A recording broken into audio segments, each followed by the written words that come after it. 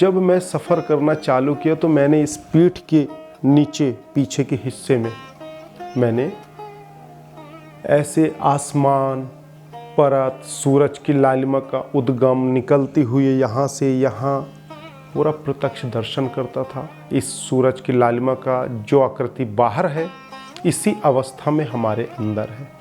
और हर मनुष्य प्राणी के अंदर यह सूर्य तत्व है जिससे गर्मी उत्पन्न होता है, चंद्रमा तत्व है जिससे शीतलता उत्पन्न होता है। हम कई बार रात में जब सफ़र करते हैं और घनघोर अंधेरा होता है,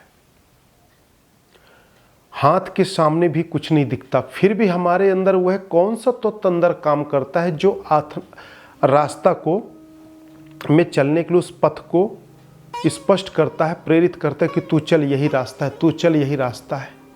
क्योंकि वहाँ अनुभव और आभास तो नहीं रहता, वहाँ तो दृष्टि खुली रहती है, फिर भी नहीं दिखता हमें, है ना। दृष्टि खुली रहने के बाद भी हमें नहीं दिखता, फिर भी हम चलते हैं। वह अंदर से कोई तत्व है, चंद्र तत्व, जो जागृत रहता है, जो रात्रि में कार्य करता है और हमें आगे की ओर लेके चलता है। यह चंद्र तत्व आगे चलकर मैं बताऊंगा। अभी सूर्य तत्व की बात करें तो जिस अवस्था में सूरज उद्गम होता है तो हमें अंदर दिखेगा पीठ में, पीठ के पीछे के हिस्से में।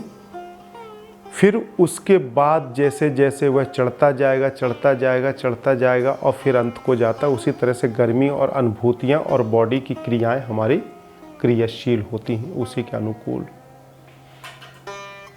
प्रतिकूल।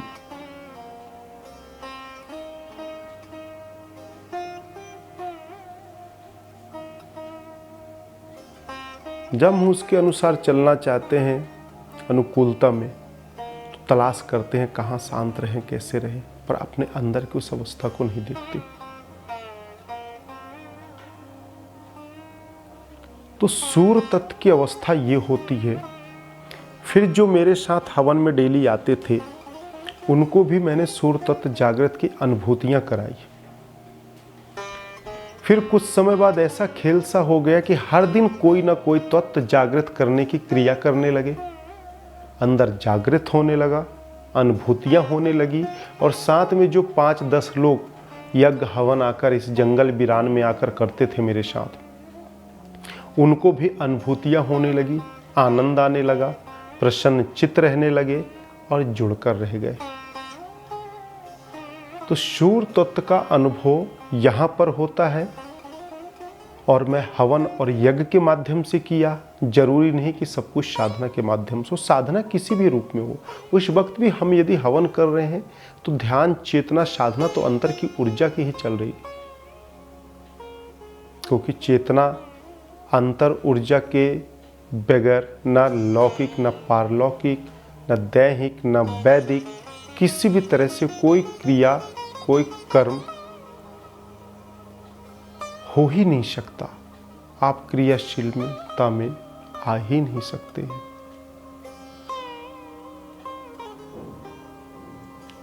तो सूर्य तत्व हमें पीठ में दर्शन देते हैं, पूरा आसमान दिखता है, तारा मंडल दिखते हैं, ग्रह दिखते हैं और सूर्य को ऐसे जाते और अस्त होते भी देखते हैं।